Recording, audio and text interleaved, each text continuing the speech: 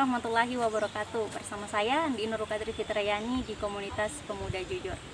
Berbicara tentang pemuda, tentunya pemuda adalah penerus bangsa kita, yaitu bangsa Indonesia. Dan berbicara tentang jujur, tentunya seorang pemuda harus memiliki sikap jujur. Nah, berbicara lagi tentang pemuda, tentunya tidak lepas dari yang namanya zona nyaman. Tepat sekali dengan judul kita pada hari ini, yaitu amankah zona nyaman untuk dipertahankan. Nah, untuk berbicara lebih dalam lagi mengenai zona nyaman, saya sudah bersama dengan salah satu mahasiswa Negeri Makassar, Universitas Negeri Makassar, Taufika Rida Marzia. Nah, Vika, kita mau berbicara tentang zona nyaman nih.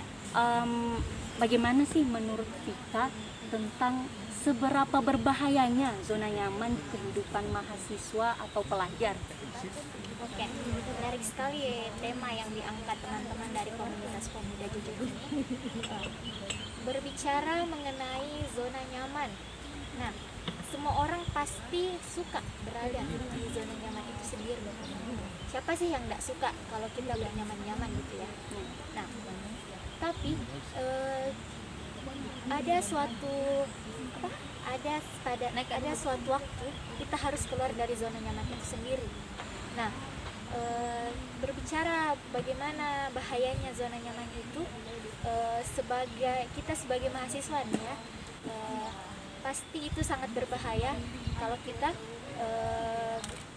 kita berada di zona nyaman, apalagi kita sebagai mahasiswa yang perannya itu giat ya, istilahnya kita harus giat untuk bergerak, harus berusaha berproduktif, apalagi di masa sekarang ini kita dituntut untuk produktif, apalagi kita sebagai mahasiswa. Jadi itu zona nyaman itu jangan dipelihara teman-teman ya, karena kita itu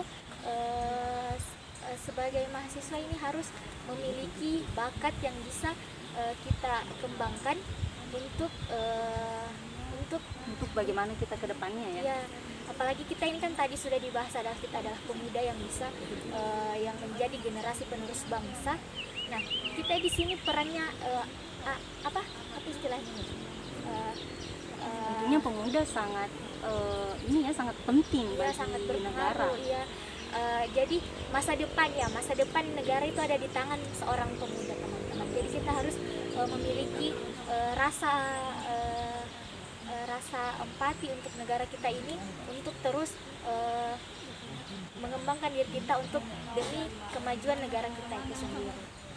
Nah, kalau berbicara zona nyaman lagi nih Vika, apakah menurut Vika sudah keluar nih dari yang namanya zona nyaman, dan kegiatan-kegiatan apa belakangan ini yang Vika lakukan?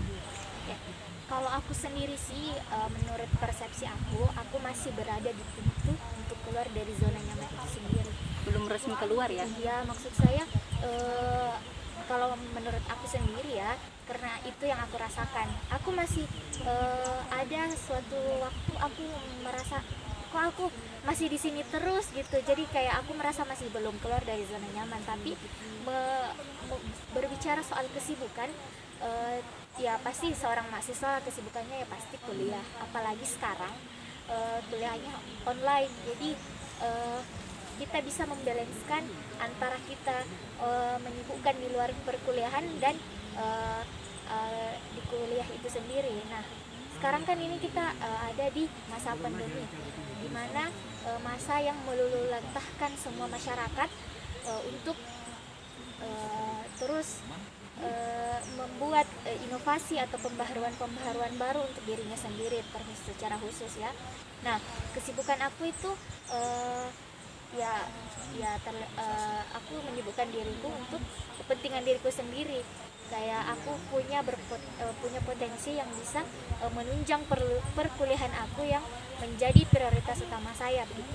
Nah, saya menyibukkan diri di himpunan jurusan, kemudian aku juga gabung di komunitas nasional, yaitu komunitas tim inspirator lulus PTN, yang dimana kita mengajak teman-teman pelajar untuk terus berjuang menggapai impiannya untuk berada di perguruan tinggi negeri. Terus aku juga menggeluti organisasi di luar kampus yang ya menggeluti organisasi yang ada di luar kampus untuk menunjang apa-apa yang aku butuhkan gitu. Nah, tadi ada nih komunitas inspirasi ya. Jadi Vika bisa dong memberikan beberapa inspirasi atau motivasi nih bagi teman-teman di luar sana yang tidak mau bergerak dari zona nyamannya, yang lebih memilih untuk ini ya scroll sosial media. Mungkin Vika bisa memberikan sedikit motivasi. Oke. Berbicara soal motivasi nih. Kalau motivasi itu dari diri teman-teman sekalian aja yang tahu. Maksud saya gini, kita yang tahu diri kita apa yang kita mau, kalian motivasi diri anda sendiri. Saya tidak bisa apa namanya menekankan kepada kalian harus begini, kalian harus begini. Itu tergantung kepada diri kalian, apa yang kalian mau itu yang kalian lakukan. Tapi saya bisa menjelaskan apa yang menjadi motivasi saya untuk terus berjalan untuk menggapai garis finish yang notabene-nya ini istilahnya kita ini sama-sama dari garis start gitu ya. Sampai kapan teman-teman mau berada di zona nyamannya kalian? Kalian ini seorang pemuda yang dimana kita dituntut untuk terus maju untuk memajukan Indonesia secara luasnya, secara khususnya itu majukanlah diri kalian terlebih dahulu. Sampai kapan kalian mau terus di situ?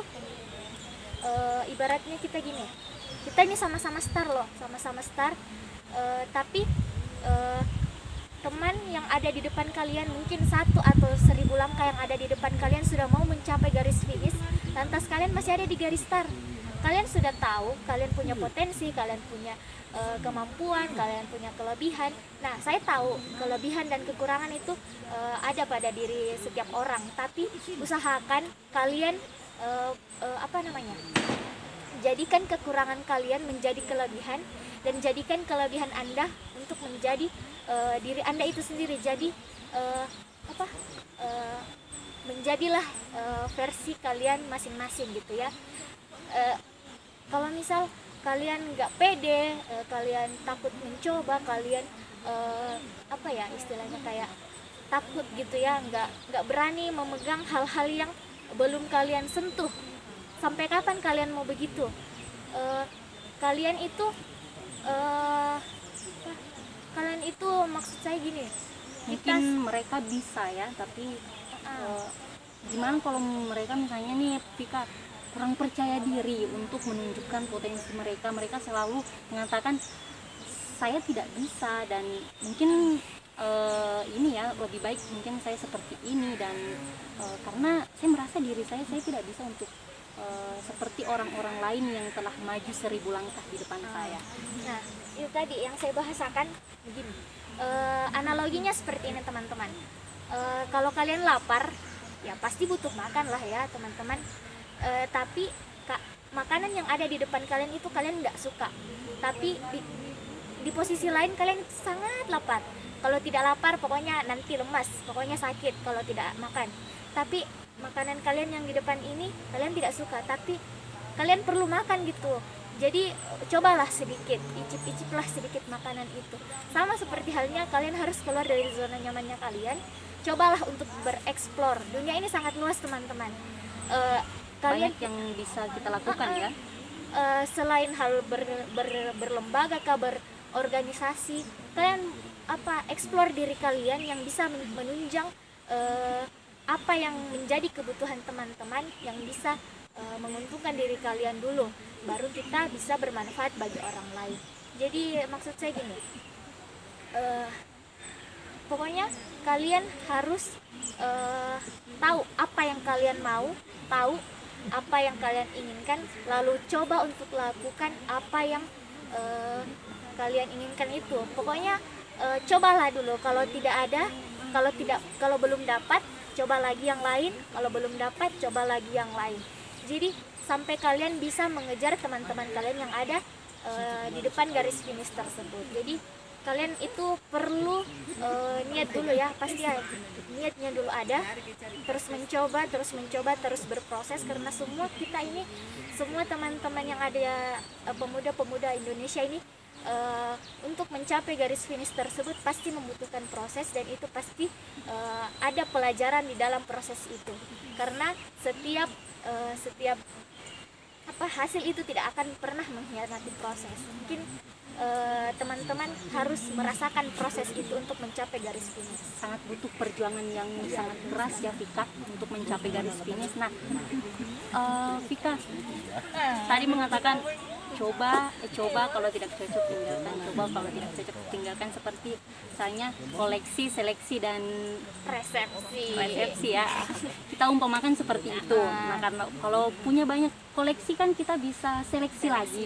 Kalau sudah diseleksi, sudah mendapatkan yang cocok untuk kita, berarti kita bisa melanjutkan ke jenjang yang berikutnya atau mendalami apa yang cocok, kegiatan apa yang cocok untuk diri kita. Nah, mungkin itu adalah pertanyaan terakhir dari saya, Vika. Mungkin teman-teman di rumah, kita sebagai pemuda tentunya, sebagai mahasiswa, pelajar ini sangat dibutuhkan di kalangan masyarakat. Kita sebagai penerus, dan bagaimana kita juga tentunya membimbing adik-adik kita yang mungkin masih belum bisa bersekolah, dan tetap mungkin itu bisa dijadikan sebagai salah satu kegiatan yang bermanfaat bagi kita, dan tentunya bermanfaat juga bagi orang lain. Baik, mungkin itu saja dari bincang-bincang kami dari Komunitas Pemuda Jujur. Saya Andi Nurul Kadri Fitrayani pamit dari ruang penglihatan dan pendengaran Anda. Wassalamualaikum warahmatullahi wabarakatuh.